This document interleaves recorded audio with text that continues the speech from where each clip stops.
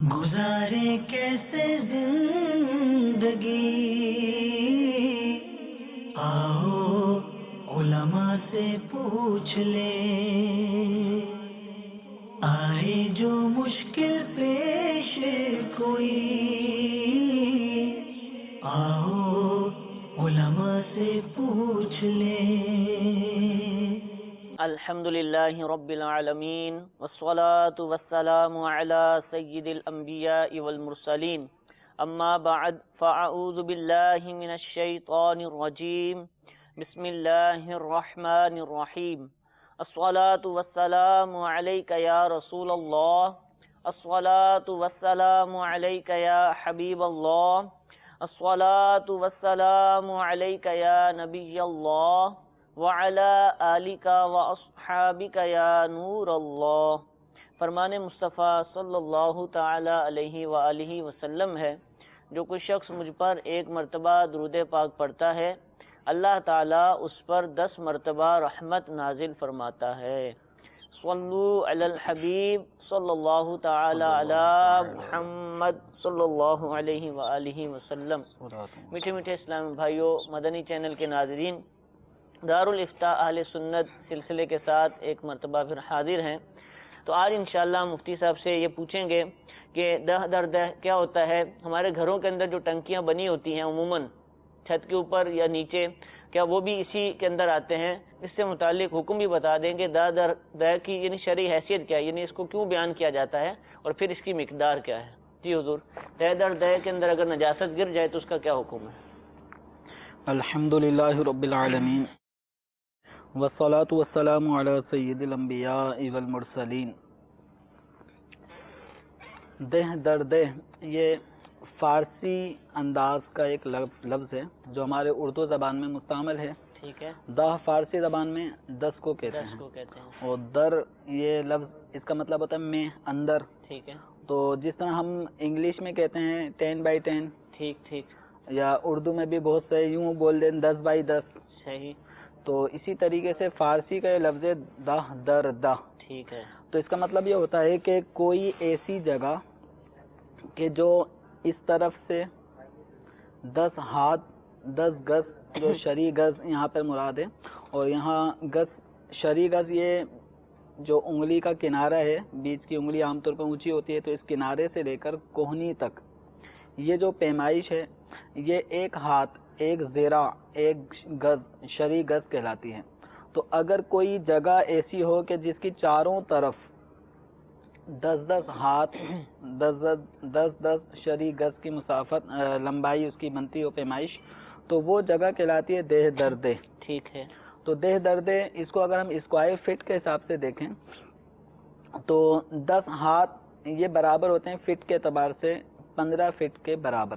10 ہاتھ جو شرعی طور پر ہاتھ کا لفظ استعمال ہوتا ہے، جو 10 ہاتھ، تو ایک ہاتھ کی پیمائش تقریباً 18 انچ یہ 1.5 فٹ کا ایک ہاتھ ہوا، 10 ہاتھ 15 فٹ کا تو یوں 10 ہاتھ کی جو لمبائی بنے گی وہ 15 فٹ بنے گی۔ ٹھیک ہے۔ تو اگر کوئی جگہ ایسی ہو کہ جس کی لمبائی چوڑائی، یعنی اگر وہ چوکور ہے تو چوکور ہونے کے اعتبار سے اس کی لمبائی چوڑائی وہ 15 فٹ اگر بنتی ہے، تو وہ جگہ، وہ چوکور چورس جگہ، وہ دہ در دہ بنتی ہے۔ یعنی لمبائی 15 فٹ چوڑائی 15 فٹ، اگر لمبائی 16 فٹ اور چوڑائی 14 فٹ ہو تو اب نہیں بنے گی؟ نہیں، مطلب اس کے اندر 15 ہی ہونا ضروری نہیں ہے۔ ٹھیک ہے۔ بس اس کے اندر یہ فارمولہ اپنے ذہن میں رکھنا ہے کہ جو ٹینکیاں بنانے والے افراد ہیں تو وہ اس کو سمجھتے ہیں جی جی کہ اسکوائر فٹ کیا ہوتا ہے۔ ٹھیک ہے۔ تو 15 ضرب 15 مجموعی طور پہ یہ بن جائے گا 225 فٹ اسکوائر فٹ۔ ٹھیک ہے۔ تو کوئی بھی جگہ چاہے اگر وہ لمبائی میں ہے تو لمبائی میں ہونے کی حیثیت سے اگر اس کا اسکوائر فٹ نکالیں اور وہ کم از کم 225 فٹ اسکوائر فٹ بنتا ہو، اب بھلے لمبائی اس کی زیادہ ہو چوڑائی کم ہو، لمبائی کے اعتبار سے ہو یا گولائی کے اعتبار سے ہے، تو 35 ہاتھ، یعنی اگر کوئی دائرے کی شکل میں ہے، جیسے حوض عام طور پہ گول بھی بنتے ہیں، تو اگر کوئی حوض ہے اور وہ گولائی کی شکل میں ہے تو اس کی پیمائش ہے 35 ہاتھ۔ یعنی اگر ہم اس کے کسی ایک جگہ سے اس کو ناپنا شروع کریں تو واپسی اسی جگہ پہ راؤنڈ پہ جب آئیں گے تو کم از کم 35 ہاتھ اگر اس کی لمبائی گولائی بنتی ہو تو وہ گول حوض بھی وہ دیہ دردے کے حکم میں ہوتا ہے. عام طور پہ اس طرح کے حوض کم ہوتے ہیں, چورس زیادہ بنائے جاتے ہیں, مستطیل زیادہ ہوتے ہیں. تو اس اعتبار سے ان کا جو اسکوائر فٹ ہوگا وہ 225 فٹ ہونا ضروری ہے دیہ دردے ہونے کے لیے. اور دیہ دردے ہونے کا مطلب کیا ہے, اس کا فائدہ شرعی اعتبار سے کیا ہے, یہ تو ایک پیمائش والی گفتگو تھی. دراصل اتنی مقدار میں اگر پانی ہوتا ہے تو وہ کثیر پانی کہلاتا ہے. صحیح. اور یہ مائع کثیر بہتے ہوئے جاری پانی کے حکم میں ہوتا ہے. ٹھیک ہے. کہ جس طرح بہتے ہوئے پانی میں اگر کوئی نجاست پڑ جاتی ہے تو وہ بہتا ہوا پانی اس سے ناپاک نہیں ہوتا. تو اس طرح اگر کوئی پانی اتنی وسیع مقدار میں ہو کہ جس کی لمبائی چوڑائی کو اگر ہم اسکوائر فٹ کو دیکھیں تو وہ پانی دیہ دردے کی مقدار میں بنتا ہو تو وہ پانی بھی کثیر کہلائے گا, جاری پانی کے حکم میں ہوگا. تو اگر اس میں کوئی ناپاکی گر گئی تو وہ پانی ناپاک نہیں ہوگا جب تک کہ اس ناپاکی کی وجہ سے پانی کے رنگ بو ذائقے میں فرق نہ پڑے, اس وقت تک وہ پانی پاک رہے گا. اس میں گہرائی کی بھی کوئی مقدار کہ اتنا گہرا ہونا چاہیے؟ دیہ دردے کے لیے گہرائی کی کوئی خاص مقدار متعین نہیں ہے, بس اتنا ضروری ہے جو فقہاء کرام نے بیان فرمایا ہے کہ اگر کوئی اس پانی کو اگر لینا چاہے, چلو بھرنا چاہے, ہٹائے پانی کو اپنے ہاتھ سے, تو پانی ہٹ کر زمین ظاہر نہ ہو, یعنی ایسا نہ ہو کہ خالی زمین نظر آئے, 1-2 انچ پانی نہ ہو بلکہ تھوڑا زیادہ ہو, اتنا پانی ہو کہ جیسے ہاتھ سے اگر پانی کو ہم نیچے سے ہٹانا چاہیں تو پانی ہٹ کر زمین ظاہر نہ ہو, یعنی ایسا نہ ہو کہ زمین نظر آنے لگے اور اس وقت ہٹانے کے وقت اس جگہ پانی نہ ہو. تو اگر ایسی مقدار میں اگر پانی بھرا ہوا ہے تو اتنی گہرائی والا پانی وہ دیہ دردے میں شمار ہوگا, جبکہ وہ چاروں طرف سے اس کی پیمائش 225 اسکوائر فٹ بنتی ہو. اب یہ بڑی بڑی مساجد میں جو قدیم مساجد ہیں ان میں تالاب بنے ہوتے ہیں, یا کسی باہر آپ چلے جائیں کسی جگہ ایسا یعنی تالاب نظر آتا ہے کہ جو اتنا بڑا ہے تو اب اس سے وضو کر سکتے ہیں, لیکن کہیں سے بھی کر لیں, اب اس میں نجاست گری ہوئی ہے, اس نے اپنا اثر تو نہیں دکھایا ہے, پانی پاک ہی کے حکم ہے, تو اب جہاں سے چاہیں وضو کر لیں. یہ ہے کہ جیسے اگر عام طور پہ جو سوئمنگ پول وغیرہ بنے ہوتے ہیں وہ تقریباً اتنی اس کی لمبائی چوڑائی تو ہوتی ہے کہ دیہ دردے سے وہ زیادہ ہی ہوتے ہیں. ٹھیک ہے. تو اگر ایسے دیہ دردے یا اس سے زائد مقدار میں اگر پانی موجود ہے تو اس میں اگر ایسی ناپاکی گری ہے کہ جو پانی میں جانے کے بعد نظر نہیں آتی, جیسے شراب کی کسی نے بوتل ڈال دیا, ایک قطرہ بھی گر گیا, یا کسی نے اس میں پیشاب کر دیا, تو وہ چونکہ پانی میں ایسا حل ہو جائے گا نظر نہیں آئے گا. تو ایسی صورت میں اس دیہ دردے یا اس سے زائد مقدار میں اگر پانی ہے تو اس کے کسی بھی حصے سے, اس کے کسی کنارے سے وضو کر سکتے ہیں. ٹھیک ہے. اور اگر نجاست نظر آ رہی ہے, ایسی نجاست اس کے اندر پڑی ہوئی ہے جو نظر آ رہی ہے, مثلا کوئی مرا ہوا چوہا, بلی, اس طرح کی چیز اس میں پڑی ہوئی نظر آ رہی ہے, تو ان چیزوں کا جن میں بہتا ہوا خون ہوتا ہے, ایسے جاندار کہ جن میں بہتا ہوا خون ہوتا ہے, ان کے کسی پانی میں گرنے سے وہ پانی ناپاک ہوگا جبکہ وہ دیہ دردے سے کم ہو. ٹھیک ہے. اور اگر دیہ دردے یا اس سے زیادہ ہو اور اس میں اس طرح کی کوئی مردار چیز گر جاتی ہے, خون والی, بہتے خون والی, تو وہ پانی ناپاک نہیں ہوگا کیونکہ دیہ دردے یا اس سے زیادہ مقدار میں ہے.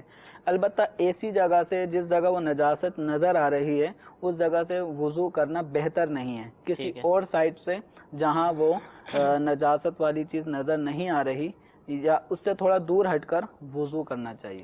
اچھا حضور, یہ تالاب کا مسئلہ تو ہم بیان کر رہے ہیں, دیہ دردے کا بھی مسئلہ بیان ہو رہا ہے, لیکن یہ بہت کم لوگوں سے اس کا تعلق ہوتا ہے, بہت کم اس سے واسطہ بڑھتا ہے. پرانی مساجد ہی میں وہ بھی بڑی بڑی مساجد میں یہ تالاب نظر آتے ہیں. گھروں میں بھی عموماً وضو کے لیے کوئی اس طرح تالاب نہیں بنواتا. سوئمنگ پول وغیرہ کا معاملہ ہو تو الگ چیز ہے, وہ بھی ہر جگہ نہیں ہوتا ہے. لیکن شہروں کی ایک تعداد ہے جو سوئمنگ پول کی طرف روانہ ہوتی ہے, وضو کا معاملہ درپیش نہیں ہوتا. اصل جو اس کی مقدار اور جو اس کی پیمائش کی ہمیں ضرورت پڑتی ہے وہ گھروں کی ٹنکیوں کے اندر ہے. اب گھروں میں 2 ٹنکیاں ہیں, ایک تو چھت کے اوپر لگی ہوئی ہے اور ایک زیر زمین بنی ہوئی ہے, ٹینک کہلاتا ہے جو. اب جو زیر زمین ہے نا, اس میں عموماً جو ہے وہ نجاست گرنے کا اندیشہ رہتا ہے. نجاست گرتی بھی, ابھی چند دن پہلے ایک نے گھر میں مجھے بتایا کہ چوہا گر گیا. چوہا تو زمین پر چلتا ہے اور ٹنکی کا جو ڈھکن ہے وہ کھلا بھی ہوتا ہے بعض جگہوں پر, تو چوہا اس کے اندر گر گیا اور مر گیا. تو اس طرح کے معاملات ہوتے رہتے ہیں. اب چوہا گر گیا, بلی گر گئی, یہ جو گھروں کے اندر جانور آتے رہتے ہیں, کیڑے مکوڑے گر گئے, تو کیا یہ دیہ اگر ہوگی تو وہ پاک پانی ناپاک نہیں ہوگا؟ اس صورت میں کیا عام طور پہ جو گھر ہے کیونکہ گرنا اگر کسی کو نظر آ گیا نا تو ذہنی طور پہ پریشان ہو جاتے ہیں، بھئی یہ گر گیا اب کیا کریں، تو فوراً نکال بھی دیا، مثال کے طور پہ اس نے دیکھ لیا گرتے اور نکال دیا، تو اب کیا وہ پانی ناپاک ہے؟ اگر وہ دہ دردہ ہے، لیکن عام طور پر جو آپ پیمائش بتا رہے ہیں 225 اسکوائر فٹ 2-3 منزل کے مکان میں یہ بھی نہیں ہوتی ہے، وہ چھوٹی ٹنکیاں ہوتی ہیں 6x6 کی 8x8 کی اس طرح کی ہوتی ہیں، لیکن مثال کے طور پر اگر کوئی ہے، کوئی بڑی عمارت ہے، بڑی بلڈنگ ہے اور اس کی ٹنکی میں کوئی جانور گرا اور اس نے فوراً نکال لیا تو کیا وہ ناپاک نہیں ہوگا؟ پانی پاک رہے گا؟ کیا کہیں گے اس کو؟ جیسے عام طور پہ فلیٹ جو بنتے ہیں تو اس طرح کے بڑے اپارٹمنٹ فلیٹس وغیرہ کے اندر وہاں چونکہ تقریباً کئی گھروں تک وہ اس ٹینک کے پانی کو پہنچانا ہوتا ہے اور پانی کو اسٹور بھی کیا جا رہا ہوتا ہے، تو اس لیے وہ اپنے ٹینکوں کو زیادہ تر وسیع بناتے ہیں۔ اب اگر وہ ٹینک جو زمین کے اندر بنا ہوا ہے اگر وہ دہ دردے ہے، یعنی اس کا اسکوائر فٹ اگر نکالیں اندرونی دیوار کا، وہ اگر 225 فٹ بنتا ہے تو وہ مائع کثیر کے حکم میں ہوگا اگر اس کے اندر پانی بھرا ہوا ہے۔ تو اگر کوئی چوہا بلی اگر اس کے اندر گرتی ہے تو گرنے کی وجہ سے وہ ناپاک نہیں ہوگا۔ اچھا، اگر وہ گرا ہے جبکہ پانی بڑا ہے، زندہ ہے، ٹھیک ہے، وہ پانی اگر دے دردے ہے تو دے دردے کی صورت میں اگر مر بھی جائے، ٹھیک ہے، تو اس سے پانی ناپاک نہیں ہوگا۔ لیکن اگر دے دردے سے کم ہے ٹنکی، جیسے 8-10 فٹ مطلب چوڑائی لمبائی چوڑائی ہے جو 225 فٹ اسکوائر فٹ نہیں بنتی، تو ایسی صورت میں اگر کوئی چوہا یا بلی اگر گر گئی، وہ گرتے ہی فوراً نکل گئی اور ان کے جسم پہ کوئی ناپاکی بھی ظاہر نہیں تھی۔ وہ کیسے ہوگی ظاہر؟ جب گری تھی اس وقت ہو سکتا ہو، اب اندر دھل گئی، اب اس کو کیسے پتا چلے گا کہ ہے کہ نہیں ہے؟ اب دیکھیں، یہ تو اس وقت دھلنے کے بعد یا نکالنے کے بعد زندہ ہی نکال لی تو اس صورت میں تو پتہ نہیں چل رہا۔ جی جی، یہ اندر جانے سے پہلے اگر کسی کو نجاست نظر آتی ہے اس میں، مثلا ایک بلی نے کسی چوہے کو کھایا اور چوہے کو کھانے کے بعد اس کے منہ میں خون لگا ہوا تھا، ٹھیک ہے، تو اس وقت جو اس کا منہ ہے وہ ناپاک بھاگی اور جا کر گر گئی اور ایک دم وہ چلے گئی پانی کے اندر، تو اس صورت میں یہ پانی ناپاک ہو جائے گا کیونکہ اس کے بلی کے منہ پر خون لگا ہوا تھا۔ لیکن اگر دہ دردے کی مقدار میں پانی تھا تو اگر بلی گر گئی، اگرچہ اس کے منہ پہ خون لگا ہو، اگرچہ بلی اندر گر کے مر گئی یا چوہا گر کے مر گیا تو وہ پانی ناپاک نہیں ہوگا کیونکہ وہ مائع کثیر ہے۔ ہاں، ناپاک ہونے کی صورت اس وقت بنے گی جیسے ایک ٹینک ہے وہ کافی دنوں سے کھلا نہیں ہے، بند پڑا ہوا ہے، ٹھیک ہے، تو اب اگر اس کے اندر کوئی مرا ہوا جانور پایا جائے گا تو عام طور پہ اگرچہ وہ دے دردے بھی ہو تو اس مردار کے پانی میں پڑے رہنے سے پھر وہ سڑتا ہے، پھٹتا ہے، پھولتا ہے، تو اس کی وجہ سے اگر اسمیل پانی کے اندر آتی ہے، جو پانی کا ایک قدرتی ایک جو رنگ ہے یا جو بو یا اس کا ذائقہ ہے اس میں فرق آ جاتا ہے، ٹھیک ہے، اب پانی ناپاک ہو جائے گا اگرچہ وہ ٹینک کا پانی اپنی وسعت کے اعتبار سے دہ دردے یا اس سے زیادہ ہی کیوں نہ ہو، صحیح، تو دہ دردے یا اس سے زیادہ پانی اگر اس میں نجاست کی وجہ سے پانی کے رنگ یا بو یا ذائقے میں تبدیلی آ گئی تو اب وہ پانی ناپاک ہوگا، ٹھیک ہے، اور اگر بلی یا چوہا اس میں گرا، مر گیا، لیکن اس کے مرنے کی وجہ سے پانی کے رنگ بو ذائقے میں فرق نہیں آتا اور اس کو نکال لیا جاتا ہے اور وہ پانی دے دردے کی مقدار میں ہے تو وہ پانی ناپاک نہیں ہوگا۔ تو یہ اب ہمارے جو اپارٹمنٹ والے یا فلیٹ والے یا وہاں پر جو کام کرنے والے ایک عملہ بھی ہوتا ہے جن کی ڈیوٹی ہوتی ہے پانی بھرنا اور یہ سب چیزیں، تو ان کو ان چیزوں کا خیال رکھنا چاہیے، اور اگر اپارٹمنٹ بنا رہے ہیں اور آپ وسیع پیمانے پہ اس طرح کی تعمیرات جو کر رہے ہوتے ہیں تو ان کو چاہیے کہ اپنے ٹینکوں کو وہ اتنی وسعت میں بنائیں کہ بالفرض اگر کبھی اس میں ناپاک پانی بھی سیوریج کا شامل ہو کر اندر آ جاتا ہے تو اگر کبھی بائی چانس ایسا سیوریج کا پانی بھی موٹر چلانے کے ذریعے ٹینک میں چلا جائے اور پہلے سے پاک صاف پانی اس میں موجود بھی تھا تو اگر وہ دے دردے ہوگا یا اس سے زیادہ مقدار میں ہوگا تو وہ سیوریج کے اس طرح کے پانی کے گرنے سے ناپاک نہیں ہوگا۔ ہاں، اگر سیوریج کا پانی اتنا بھر دیا کہ وہ سارے پانی میں ہی وہ بدبو پیدا ہو گئی، واقعتاً وہ سیوریج کا پانی اندر گیا ہے اور اس کی وجہ سے پانی دے دردے یا اس سے زیادہ مقدار والا ناپاک بدبودار ہو گیا، تو اب ناپاک ہوگا. لیکن معمولی مقدار میں چونکہ موٹر چلائی جاتی ہے تو اس وقت بسا اوقات سیوریج کا پانی کچھ نہ کچھ آ جاتا ہے, جبکہ یقین ہو کہ سیوریج کا پانی ہے تو کچھ نہ کچھ مقدار ٹینک میں اگر چلی گئی تو یہ بچت رہے گی اگر انہوں نے 225 اسکوائر فٹ کے حساب سے ٹینک کو بنایا ہوگا. اور اگر کم بنایا ہے تو اب اس طرف احتیاط کرنی ہوگی کہ پانی چیک کرنے کے لیے یہ اندازہ رکھیں کہ اس کے اندر سیوریج کا پانی نہ آئے. اسی طریقے سے اس کا خیال رکھیں کہ اس اگر 2 درجے سے کم مقدار ہے, ویسے بھی زیادہ میں بھی احتیاط کریں, اور 2 درجے سے اگر کم ہے ٹینک وغیرہ کی پیمائش جیسے گھروں میں بھی ہوتے ہیں تو اس وقت اب یہ اس بات کا خیال رکھنا ضروری ہے کہ ٹینک کے ڈھکن وہ بن رہے ہیں, ٹھیک ہے, ان میں کوئی ایسی کبھی ہٹایا ہے تو انتہائی احتیاط کے ساتھ ہٹائیں, آس پاس دیکھ لیا جائے, اور اس کو جب کام سے فارغ ہوتے فوراً ڈھک دیں. تو ان چیزوں کا خیال رکھیں تاکہ اس کے اندر چوہا, بلی, اس طرح کے جانور جو پانی کی تلاش میں یا ویسے آتے آتے گر نہ جائیں. تو ان چیزوں کا خیال رکھیں. اگر گر گئے زندہ نکل آئے تو نجاست کا یقین ان کے جسم پہ لگنے کا تھا تو ناپاک ہوگا, ورنہ نہیں. اور اگر اندر 2 درجے سے کم مقدار میں یہ جانور مر جاتے ہیں, خون جن کے اندر بہتا ہوا ہوتا ہے, تو اب یہ پانی ناپاک ہو جائے گا 2 درجے سے کم والا. اور 2 درجے جب اس سے زیادہ پانی ہے تو مرنے سے ناپاک نہیں ہوگا. ناپاک اس وقت ہوگا جب ان کی مرنے اور سڑنے کی وجہ سے پانی میں بو پیدا ہو جائے, صحیح, تو اب ناپاک ہوگا. ٹھیک ہے, جزاک اللہ.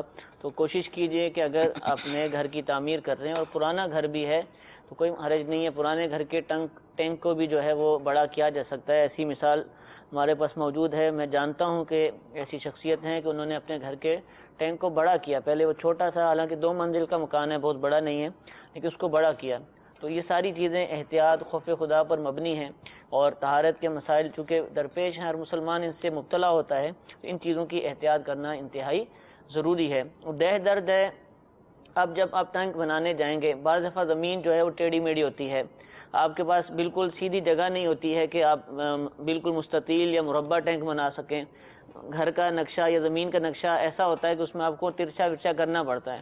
تو اب اس کی پیمائش کیسے کی جائے گی, یا آپ کے گھروں میں جو موجودہ ٹینک ہیں وہ کیا دہ در ہیں کہ نہیں ہیں. اگر آپ کو نہیں سمجھ آ رہی تو الحمدللہ دعوت اسلامی کی مجلس توقید نمازوں کے اوقات سے متعلق الحمدللہ سافٹ ویئر بنایا ہے. کئی شہروں کے, ملک اور بیرون ملک کے نقشہ جات بھی الحمدللہ نمازوں کے اس مجلس کے زیر اہتمام شائع ہو چکے ہیں, بن چکے ہیں. اسی مجلس کی جانب سے ایک دفعہ جو ٹینک ہے یا تالاب ہے, حوض ہے, اس کی پیمائش سے متعلق بھی الحمدللہ انہوں نے قواعد علم ریاضی سے متعلق کہ اگر مستطیل ہو, اگر مربع ہو, گول ہو, کسی بھی طرح کا ٹینک ہے تو اس کی پیمائش کرنے کا طریقہ وہ الحمدللہ اس مجلس کے ذریعے معلوم کر سکتے ہیں.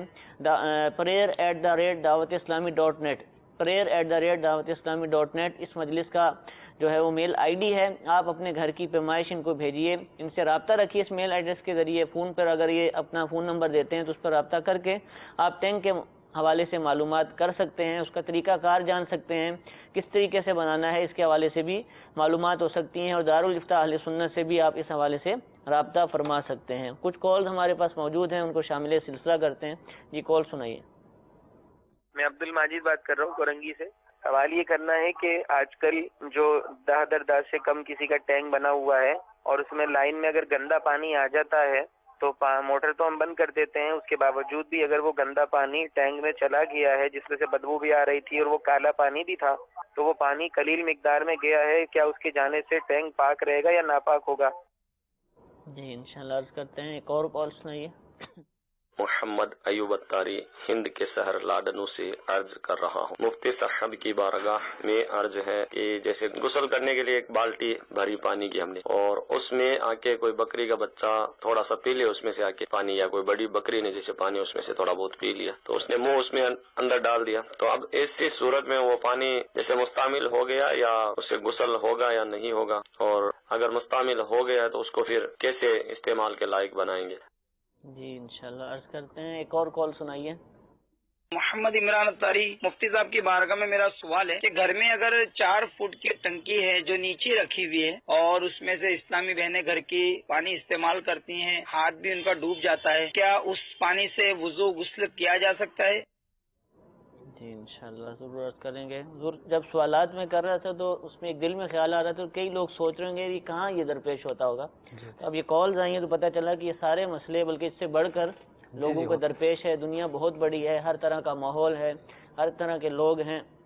اب جیسے ہند سے سوال کیا کہ بالٹی رکھی ہوئی ہے، نہانے کے لیے بکری آ گئی. اب دیہاتوں میں ایسا ہوتا ہوگا یا کئی علاقے ایسے ہو سکتے ہیں شہروں میں بھی ہوں، پسماندہ ہوں مثال کے طور پر، بکری پالنے والے شہر میں بھی لوگ ہوتے ہیں، ایسے بھی ہوتے ہیں. تو اب وہ منہ مار کر چلی گئی. ویسے اگر ہم یہ مسئلہ بیان کرتے تو شاید ذہن میں آتا ہے یہ کہاں سے آ گیا، لیکن ایسا ہو سکتا ہے اور بہت کچھ ہوتا ہوگا. تو اب کیا حکم ہوگا اگر بالٹی میں وہ منہ مار کر چلی گئی تو کیا وہ ناپاک ہو جائے گا، نجس ہو جائے گا؟ دیکھیں بکری جو ہے نا وہ بکری حلال جانوروں میں سے ہے، اور حلال جانوروں کا جو تھوک ہے ان کا حکم ان کے گوشت کی طرح ہے کہ جن جانوروں کو گوشت کھایا جاتا ہے حلال جانور ہیں تو ان کا جو تھوک ہوتا ہے وہ بھی پاک ہوتا ہے. تو ایسی صورت میں اگر بکری نے کسی بالٹی میں منہ ڈال کے پانی پی لیا، بکری کے بچے نے پانی پی لیا اس میں سے، تو اگر اس کے منہ پر نجاست کا لگنا یقینی طور پہ معلوم ہوگا تو وہ پانی ناپاک ہوگا. ٹھیک ہے. اور اگر اس کے منہ کا ناپاک ہونا معلوم نہیں ہے، یقین نہیں ہے، تو اس صورت میں اس وسوسے میں نہیں پڑیں گے کہ پتہ نہیں اس نے کسی گندگی میں منہ ڈالا ہوگا تو اس طرح یہ ناپاک ہو گیا پانی. تو جب تک یقین نہیں ہوگا، اس کے منہ پر لگنے نجاست کے لگنے کا یقین نہیں ہوگا، اور اس صورت میں اگر اس نے پانی میں منہ ڈال دیا ہے تو وہ پانی ناپاک نہیں ہوگا، وہ وضو غسل کے قابل ہے، مستعمل بھی نہیں کہلائے گا.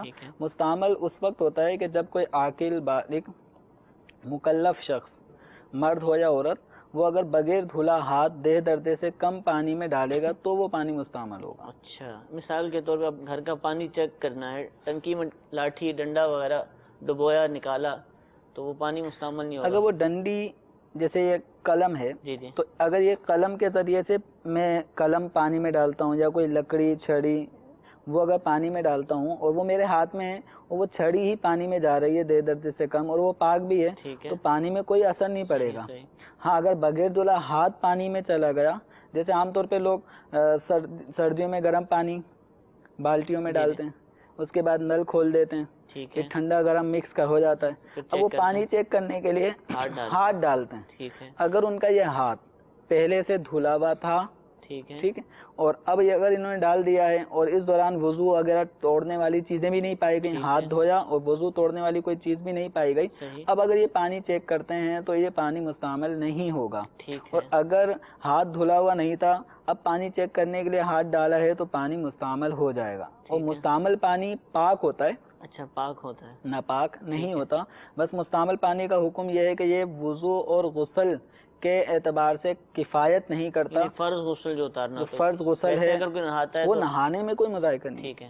کپڑے دھونے میں کوئی مذائقہ نہیں ہے. فرض ہے، لازم جو غسل فرض ہے اس فرض غسل کو اگر اس طرح نہا لے تو وہ فرض غسل اترتا نہیں ہے، آدمی جنبی ہی رہے گا، حالت جنابت میں رہے گا.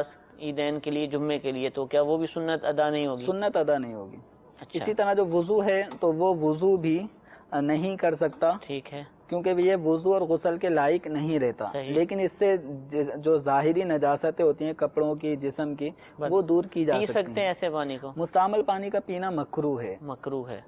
اب اس سے وہ افراد کہ جن کی 1-1 انچ کی مونچھیں ہوتی ہیں، مونچھوں سے ان کے ہونٹ ڈھکے ہوئے ہوتے ہیں، صحیح. اب ان کا وضو بھی نہیں ہے. ٹھیک ہے. اب وہ اگر پانی کا گلاس لے کے پیتے ہیں، اب ان کے پینے سے پہلے مونچھیں ہی اس میں ڈوب چکی ہوتی ہیں، تو مونچھیں چونکہ بے وضو آدمی، ایک فرض کر رہے ہیں کہ بے وضو آدمی ہے اور وہ پانی پی رہا ہے تو اس کے پینے سے پہلے مونچھیں اس کے اندر چلی جاتی ہیں.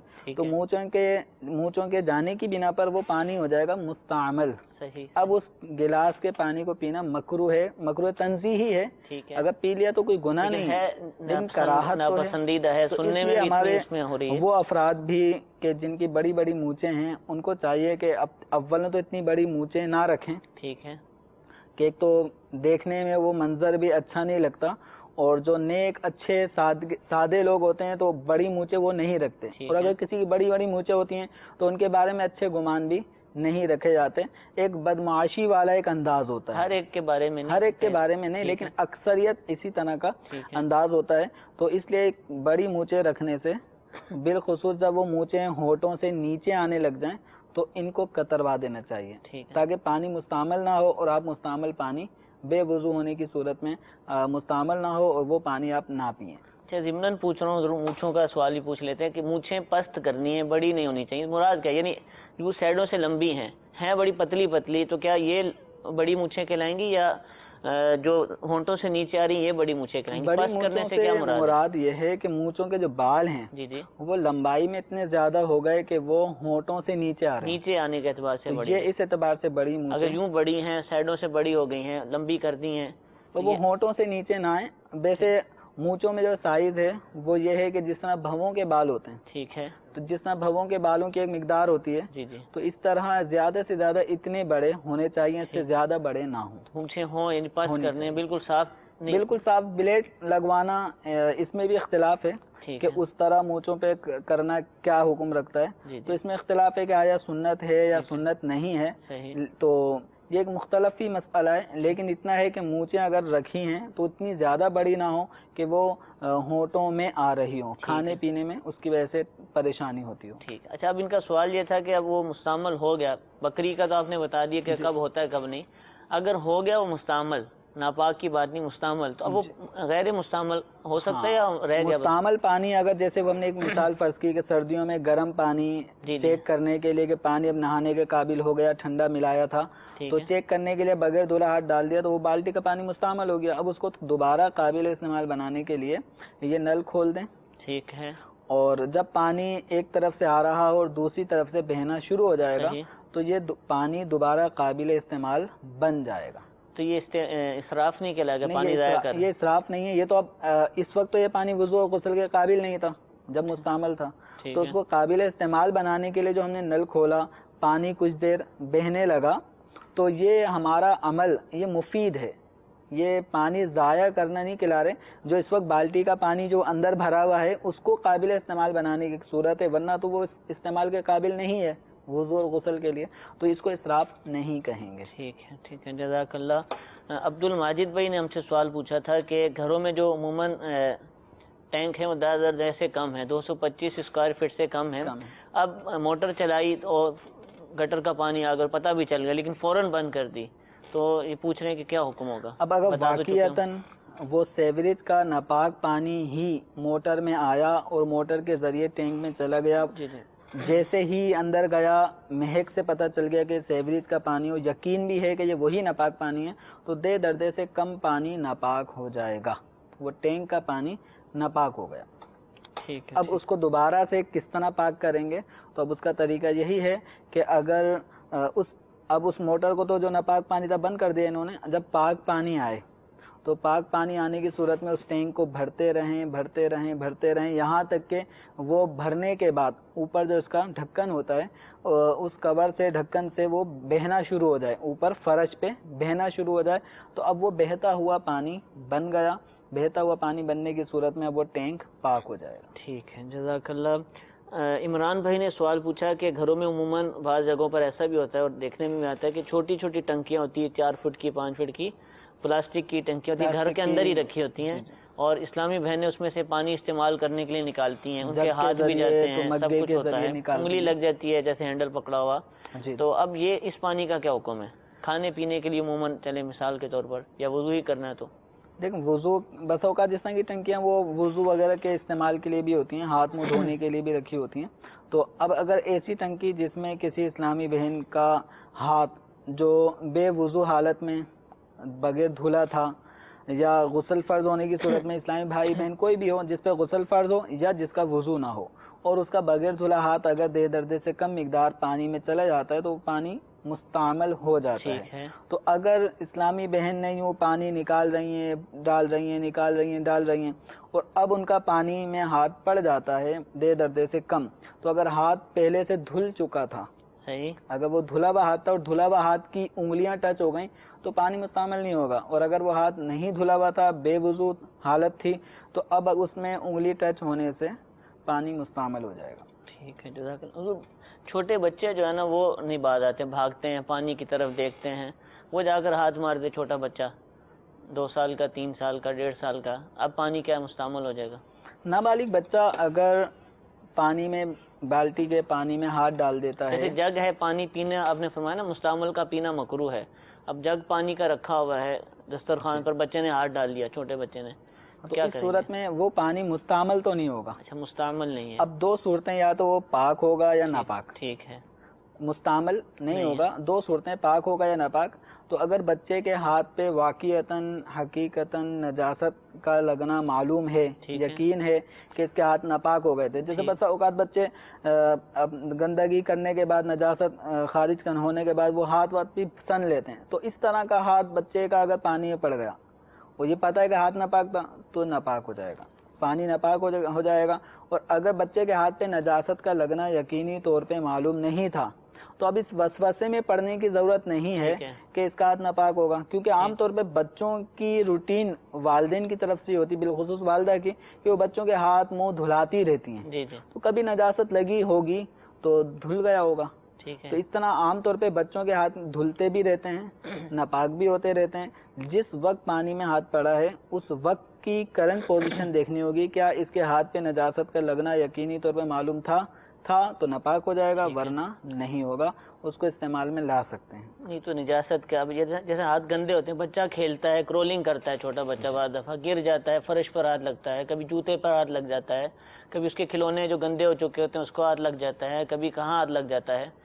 ضروری نہیں کہ پیشاب وغیرہ کی نجاست، ناپاک چیزوں پہ اب یہی اصل خیال آئے گا نا کہ یہ ویسے تو ہم کہتے ہیں گندے ہو گئے ہاتھ، کھانا کھانے سے پہلے دھوتے ہیں، اس کو گندا شمار کیا جاتا ہے، تو کیا ایسا ہاتھ اگر پانی میں جاتا ہے تو وہ کیا مستعمل ہوگا؟ اس سے نہ وہ پانی مستعمل ہوگا نہ ہی وہ ناپاک ہوگا. یہ بچے کے بارے میں ہے. جی. اور اگر کسی بالغ آدمی کا اس طرح کوئی ہاتھ پڑ جاتا ہے بغیر دھلا، بے دردی سے کم پانی میں، تو وہ مستعمل ہو جائے گا. یہ نابالغ کے یعنی حکم الگ ہیں، نابالغ کے حکام الگ ہیں، نجاست کیونکہ اصل جو پانی مستعمل ہوتا ہے، جی جس کو ہم کہتے ہیں مستعمل پانی، مستعمل کا مطلب استعمال شدہ. صحیح. استعمال شدہ پانی ہم اس پانی کو کہتے ہیں کہ جس پانی کے جسم پہ لگنے کی وجہ سے اس حصے کی بے وضوئی دور ہو گئی. ٹھیک. یا غسل فرضا تو اتنے حصے پر سے غسل اتر گیا. ٹھیک ہے. تو جب مستعمل ہونے کا مطلب یہ ہوتا ہے کہ کسی نے اگر بالٹی میں ہاتھ ڈال دیا، اپنی ہتھیلی ڈال دی ہے، پورا پہنچا اس کا ہاتھ میں بالٹی میں چلا گیا ہے، تو اتنا اگر وہ بے وضو تھا تو اتنے حصے کا بے وضو ہونا وہ ختم ہو گیا، اتنے حصے سے حدث بے وضوئی دور ہو گئی. غسل فرض تھا تو اتنے حصے کا بے غسلہ پن ہونا حدث وہ زائل ہو گیا. تو یہ زائل حدث زائل ہونا، اس کا مطلب ہے کہ اتنا وہ پانی اس حدث کو دور کرنے میں استعمال میں آ چکا ہے. اور بچے کو حدث ہوتا نہیں ہے، اور بچہ جو ہے ہوتا ہے اس پہ شریعت مطہرہ کی طرف سے بے وضو ہونے کا حکم عائد نہیں ہوتا. تو اس لیے بچے نے اگر پانی میں ہاتھ ڈال دیا تو یہ نہیں کہیں گے اس بچے سے حدث دور ہو گیا. جب حدث بے وضو ہونا اس پہ ثابت نہیں ہے تو پانی کے لگنے سے بے وضوئی دور بھی نہیں ہوگی. جب دور نہیں ہوگی تو پانی مستعمل نہیں ہوگا. بھلے قرآن پاک کو ویسے ہی پکڑ لے، اس کو یعنی نہیں، اس میں یہ ہے کہ بچے کو چونکہ شریعت مطہرہ نے اس بچے کو وضو کا پابند نہیں کیا، جس طرح ہمیں بالغ مرد و عورت کو حکم ہے کہ جب نماز کے لیے آئیں تو وضو کا قرآن پاک میں حکم آ گیا، یا غسل فرض ہونے کی صورت میں غسل کا حکم آ گیا. تو نابالغ بچہ جب تک وہ نابالغ ہے تو اس پہ شریعت مطہرہ نے نماز کے لیے وضو کا کرنا لازم قرار نہیں دیا.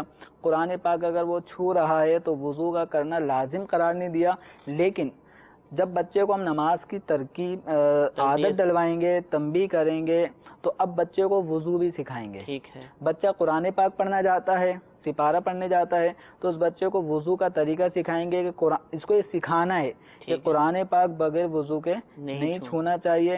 یہ ادب اس کو سکھائیں گے. اس کا یہ مطلب نہیں ہے کہ بچے پہ وضو لازم نہیں ہے تو اب ہم اپنے بچے کو یہ تعلیم دیں کہ تم بغیر وضو بھی نماز پڑھ سکتے ہو اور تم جو ہے وہ بغیر وضو بھی قرآن چھو سکتے ہو. یہ تعلیم دیں گے نہیں. تعلیم ہم اس کو یہی دیں گے کہ جب قرآن پاک پڑھیں گے، قرآن پاک آپ چھوئیں گے تو آپ کا وضو ہونا چاہیے، جب آپ نماز پڑھیں گے تو آپ کا وضو ہونا چاہیے. تو بچے کو تعلیماً اور ادب سکھانے کے لیے ہم وضو کی تلقین کرتے ہیں. ٹھیک ہے، جزاک اللہ. اچھا یہ بتائیے حضور، آپ نے فرمایا ادب، تو کیا یہ بڑوں کے لیے چلے کہہ لیں کہ یہ ادب کے تقاضے کے طور پہ وضو کرنا ہے یا حکم ہے کہ ہمیں وضو کر کے ہی قرآن پاک کو چھونا ہے؟ مردوں کے یعنی بالغ افراد کے لیے یہ قرآن پاک کا یعنی قرآن پاک چھونے کے لیے ضروری ہے کہ بے وضو نہ ہو، وضو کے اندر ہو، بے وضو چھونا جائز نہیں ہے. لا یمسہ الا المطہرون، کہ قرآن پاک کو نہیں چھوتے مگر پاکیزہ لوگ. تو یہاں پاکیزگی سے مراد باوضو ہونا ہے، جنبی نہ ہو، غسل کیا ہوا ہو، بے وضو نہ ہو، باوضو ہو، تو ایسا شخص قرآن پاک کو چھوئے گا. اچھا حضور، کوئی غیر مسلم ہے، اسلام سیکھنا چاہتا ہے اور وہ کہتا ہے کہ میں قرآن پاک کی سیکھنا چاہتا ہوں، دیکھنا چاہتا ہوں کہ کیا ہے، تو کیا اس کو دے سکتے ہیں قرآن پاک؟ قرآن سے اگر طلب کرے. اس میں علماء کا اختلاف ہے کہ غیر مسلم کو قرآن پاک دیا جائے نہ دیا جائے. اس میں تو ہے کہ قرآن پاک ایسی جگہوں پہ نہ لے کے جائیں کہ جہاں قرآن پاک کی غیر مسلم بے حرمتی کریں، تو ایسی جگہ قرآن پاک لے کے جانا منع ہے.